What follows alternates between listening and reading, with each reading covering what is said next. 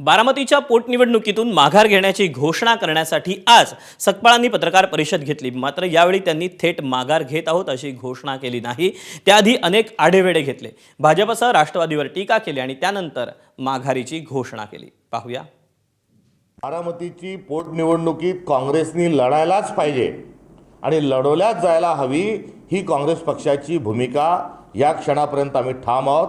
काँग्रेस पक्षाने बारामतीला वैचारिक लढाईच्या भूमिकेतून घेतलेला पाऊल हे अत्यंत योग्य आहे।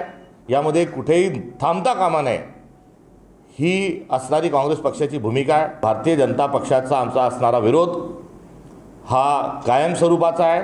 राष्ट्रवादी अजित पवारांचा गट हा भारतीय जनता पक्षाच्या सोबत असल्याच्या संदर्भात देखील आमचा तीव्र शब्दात त्यांचा निषेध आहे। त्यांनी अशा विषारी आणि विकारी पक्षासोबत राहू नये, कुठल्याही प्रकारची सत्तेसाठी लाचारी ठेवू नये ही देखील भूमिका आमची अबाधित आहे। अजित पवार राष्ट्रवादी पक्षाचे विविध जे नेते आहेत यांनी प्रत्यक्ष भेटीला वेळ मागितला, काही त्यांचं एक शिष्टमंडळ भेटीला देखील आलं।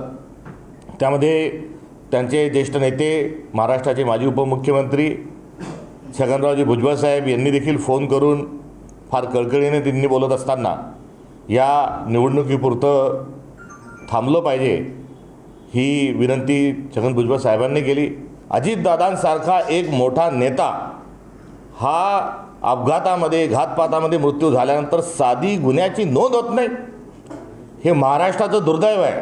त्यांच्या कर्तव्याच्या दृष्टिकोनातून आवश्यक असणाऱ्या अटी काँग्रेस पक्षाकडून ठेवल्यानंतरही जर गुन्हे दाखल करत नाही तर हे यामध्ये सरकार जरूर काहीतरी लपाछपी करते अशा प्रकारचा संशय हा।